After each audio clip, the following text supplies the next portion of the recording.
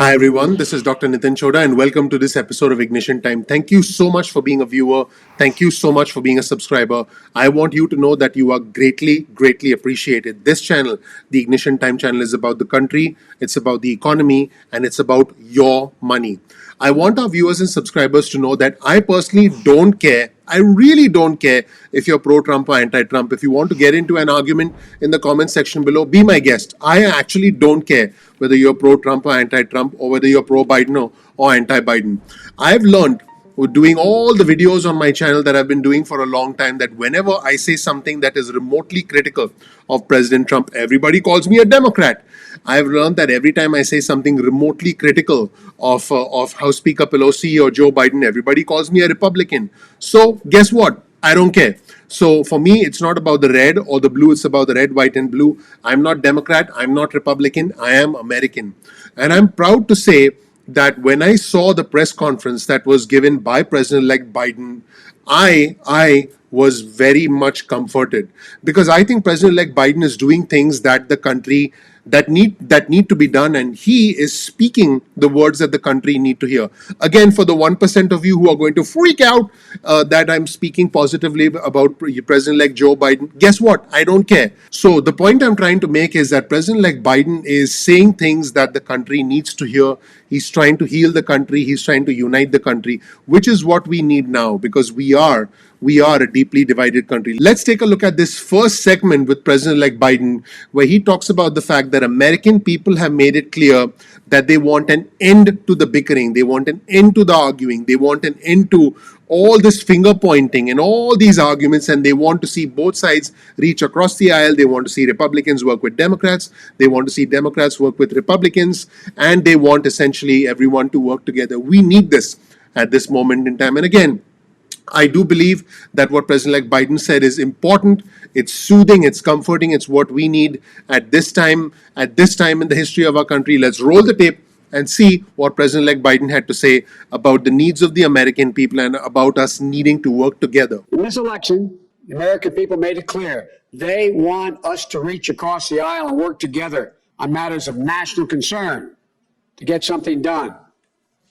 And I believe that to be the case from the very beginning of my campaign. And I'm happy to see members of Congress heeding that message as well from their own constituents. Leaders in both House and Senate, both parties, deserve credit for making the hard compromises to get this done. But like all compromises, it's far from perfect. But it does provide vital relief at a critical moment.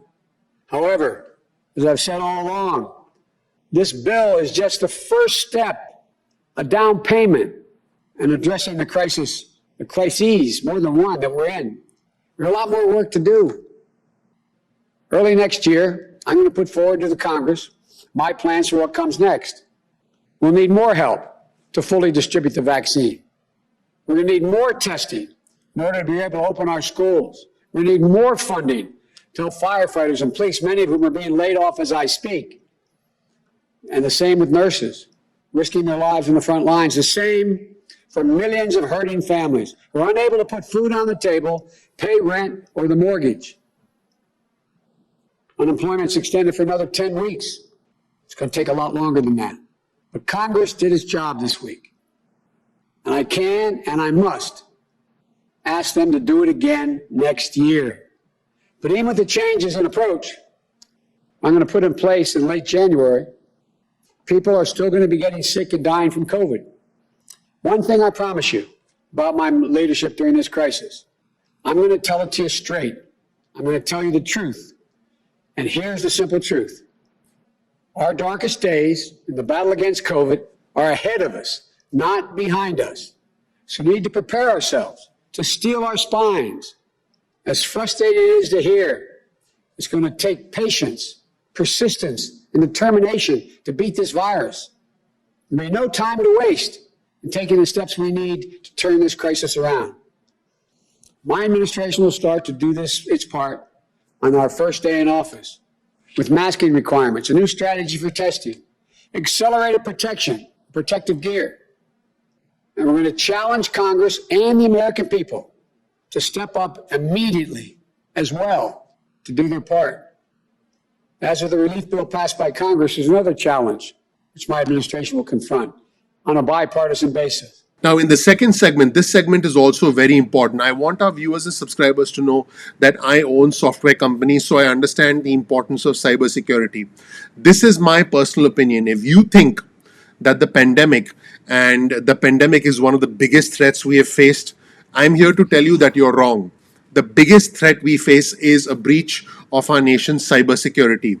A foreign country, if they really want to hurt us, they can get into the electrical grid, they can get into the banking system. In fact, this was a breach of the United States Treasury, what just happened. I'll let you read about that in the news if you want to, but the real threat that we face is cyber warfare. The real threat that we face is the invasion of electric grids, the invasion of bank accounts, the invasion of essentially software that affects our day-to-day lives. You're watching this video on YouTube. This is all driven by software.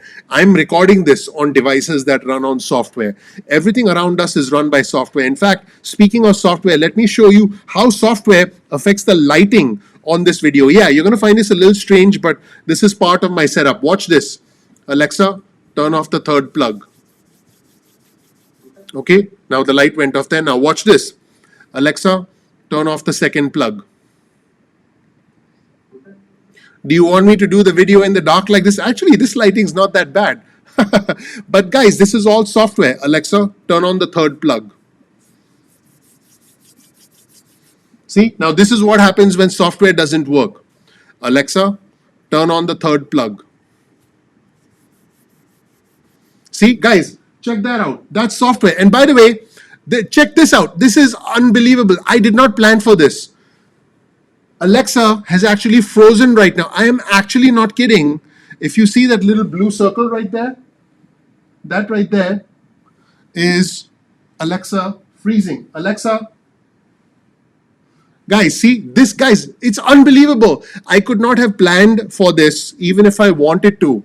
This is software that is powering the creation of this video, and it malfunctioned while I'm creating this video. Now, I'm such a chatterbox that I'm continuing to talk because I want you folks, guys, this was not scripted. This was actually not scripted. Alexa, turn on the third plug. Okay. Amazon is burping. Alexa, turn on the second plug. Guys, talk of cybersecurity here. Do you think do you think somebody was listening and messed with my Alexa? So guys, look, I own a software company. I understand cybersecurity, and me and my team go through extensive precautions in order to be able to protect data. So guys, I just want to be as clear as I can. This pandemic has taught us many things, but the real risk is cybersecurity. And the fact that not a lot of people are talking about it tells me one of two things. One, people don't realize the threat, which is dangerous. Number two, people realize the threat, or the media realizes the threat, the administration realizes the threat, but they never told us. Sounds familiar? That's exactly what happened earlier this year during the pandemics. That is also dangerous. In either scenario, there is danger for us. So what we need to do is understand that cybersecurity is a real threat. I had software, and by the way, in this case, the software is my voice interacting with a device that's powered by software that in turn turns on my lights. And by the way, this whole setup is like a smart office setup that I have here when I record these videos. But President-elect Biden did indeed address this. In fact, he went so far as to say that the Trump administration failed to prioritize cybersecurity, and he said, meaning President-elect Biden, will take this seriously. Pretty incredible. Let's roll the tape. The Trump administration failed to prioritize cybersecurity. It did that from eliminating or downgrading cyber coordinators in both the White House and at the State Department, to firing the director of Cyberspace and Infrastructure Security Agency, to President Trump's irrational downplaying of the seriousness of this attack. Enough's enough. In an age when so much of our lives are conducted online, cyber attacks must be treated as a serious threat by our leadership at the highest levels. We can't let this go unanswered. That means making clear and publicly who is responsible for the attack and taking meaningful steps to hold them in account. Initial indications, including from Secretary Pompeo, Secretary of State, and Attorney General William Barr, suggest that Russia is responsible for this breach.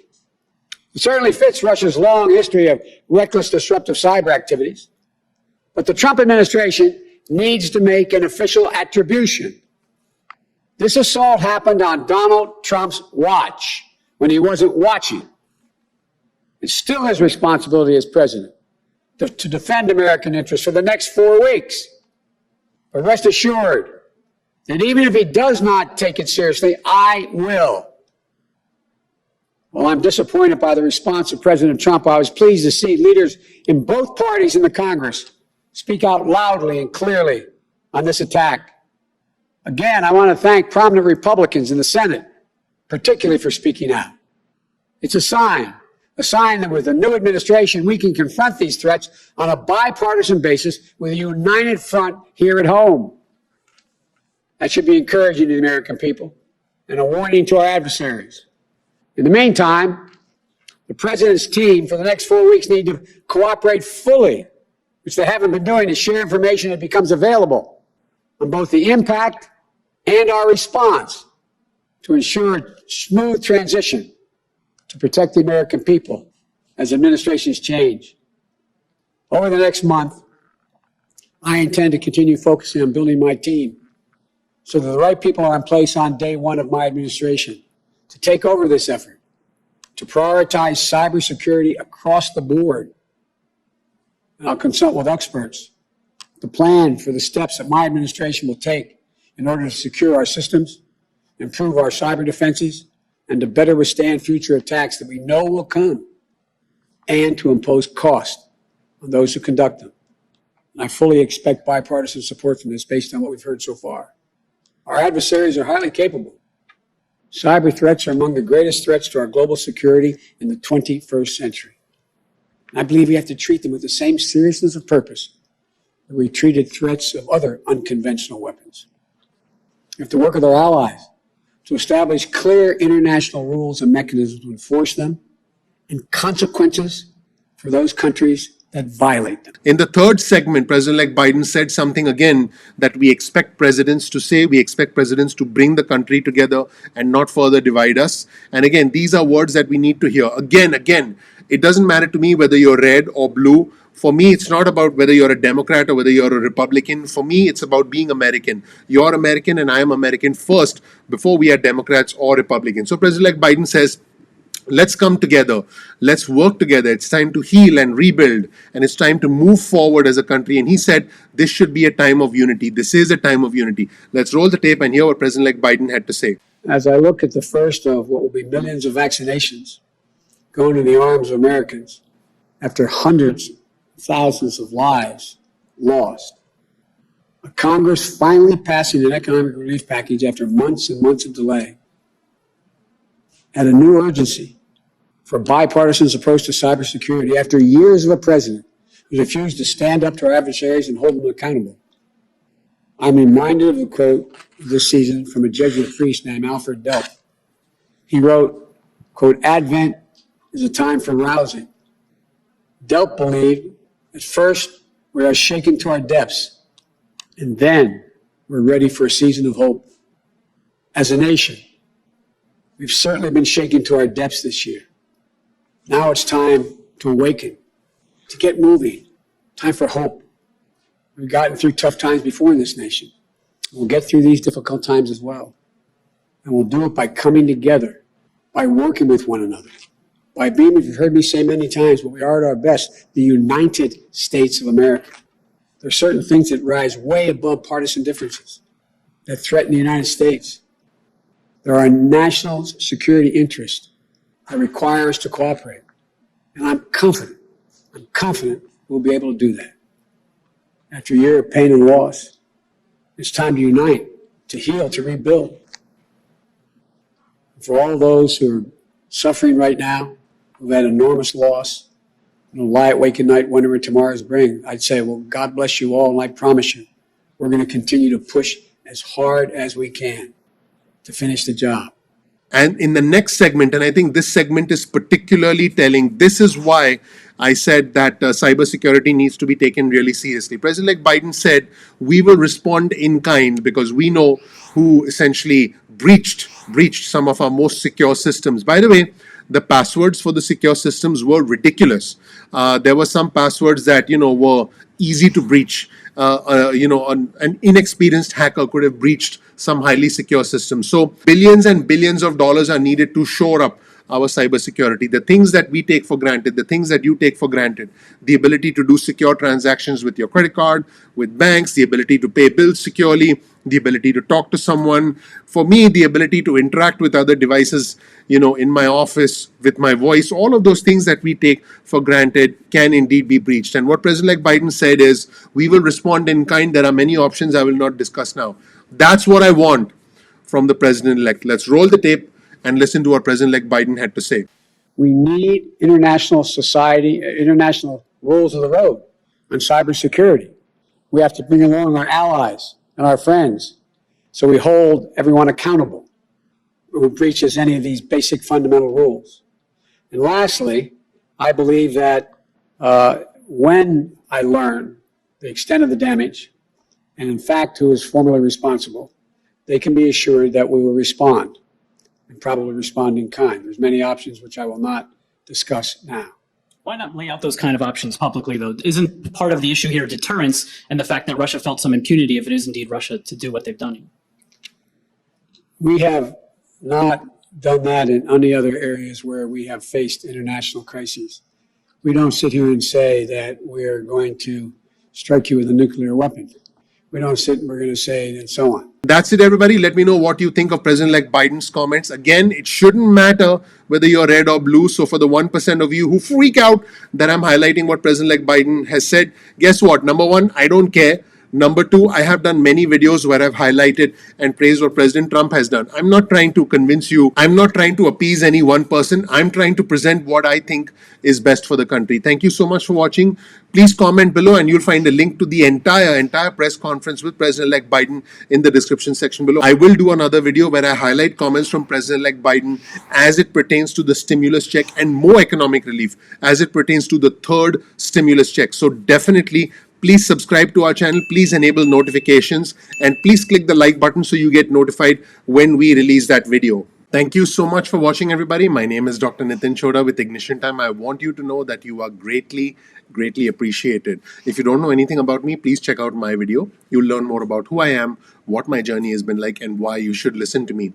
We release videos at 2 p.m. East Coast time most days of the week. That's 2 p.m. East Coast time most days of the week. So please click like, please subscribe, please enable notifications. You'll get instant alerts from our channel as soon as you click subscribe and enable notifications. Now, if you want to get added to our SMS alerts list, we'll send you important breaking news pertaining to the country, pertaining to the economy, and pertaining to your money. I'm gradually going to now start talking more and more about investing.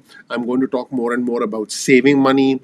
I'm going to essentially tell you how I managed to live the American dream, because I want you to live the American dream. If you want to get on our list, get your cell phone out, send a text message with the word ignition or with the word time to 70,000, that's 70000. You'll then get added to SMS alerts list. Now, keep in mind, you can opt out of the SMS alerts at any point in time that you want. So, we'd welcome you to join our mailing list. You can also, if you want, get on our email list. Simply go to ignitiontime.com/alerts. That's ignitiontime.com/alerts and get added to our email list. And, you can opt out of the SMS list or the email list at any point in time that you want. Keep in mind, the Ignition Time channel is, as you know, about the country. It's about the economy, and it's about your money. So please subscribe and become a member of our community. I want you to know that even though we do cover politics on our channel, because at the end of the day, politics does impact the way our country works. For me, it's not about the red or the blue, it's about the red, white, and blue. I'm not Democrat, I'm not Republican, I'm American first. Matters that affect the country then tend to affect the economy. They tend to affect interest rates, they tend to affect inflation, and all other matters that ultimately dictate where your money goes. In other words, how much money you make, how you invest your money. And our goal is to teach you good, healthy habits for the long term. This is a channel where I don't cover shortcuts. I don't talk about, that stock that's $10 today that could become, $30 a year from now. You're not going to get that on this channel. You're going to get a slow and steady approach towards building long-term wealth wealth that lasts for generations, which is what I've been able to do. So I welcome you to our journey, and hopefully you can become a part of our community. Now, speaking of community, keep in mind that YouTube does not always send out notifications on time. It happens with technology. So all I ask that you do is simply bookmark youtube.com/ignition time. That's youtube.com/ignition time. Simply bookmark our channel, and then you'll be able to visit the home page of our channel. And then at any point in time, you'll be able to check out our videos. You're not dependent on notifications. Speaking of notifications, follow us on Instagram. Our Instagram handle is ignition_time. That's ignition_time. Follow us on Instagram, and then you'll get exclusive news and content from us on Instagram.